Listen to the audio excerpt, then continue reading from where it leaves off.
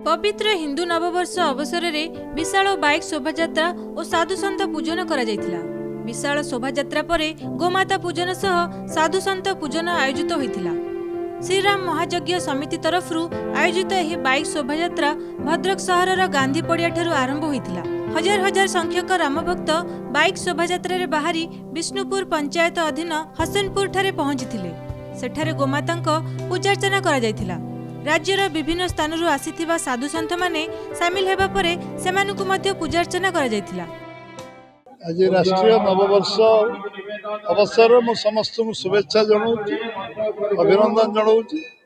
आज एक समस्त गोटे प्रेरणार दिन, उत्साह दिन, संकल्पर दिन, समस्त आत्मविश्वास दिन एवं हिंदू नववर्ष समस्त आज दिन पवित्र दिन आज श्रीराम महायज्ञ समिति तरफ आज गोमाता एवं साधु संत मान पूजन कार्यक्रम चली। ये कार्यक्रम जोग द्वारा आम सौभाग्य आम समस्त मिली। ये कार्यक्रम प्रवचन हम साधु पूजन सरी साधु संत मान पूजन एवं प्रवचन हम एवं समस्ते ये कार्यक्रम आम ये श्रीराम महायज्ञ वर्ष वर्ष धरी प्रति वर्ष गोटे गाँव में चिन्हित हुए से गाँव में ये कार्यक्रम करा जाए।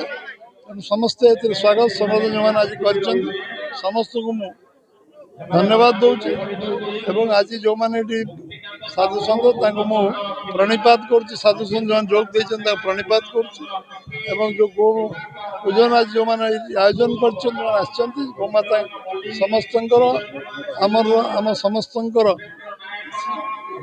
आम भगवान इष्ट गोमाता पूजन करते।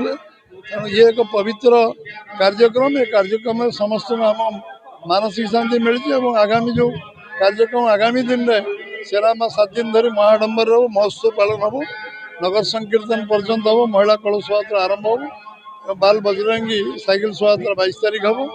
ये गोटे सप्ताहव्यापी कार्यक्रम निश्चित भाव में समस्त को उत्साह सबू आबाल बुद्धबंध जोग देवे एवं आम समस्त प्रेरणादायी हम।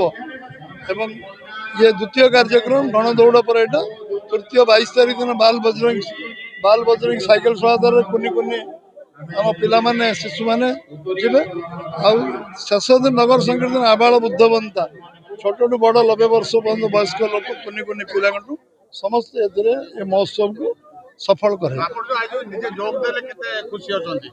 खुशी ये दिन को समस्त अपेक्षा करते मुझे एकुटिया नुहे पूरा भद्रक जिला बाहर सब लोग अपेक्षा करते उत्सव में जो समस्त साधु संत आसन आशीर्वाद।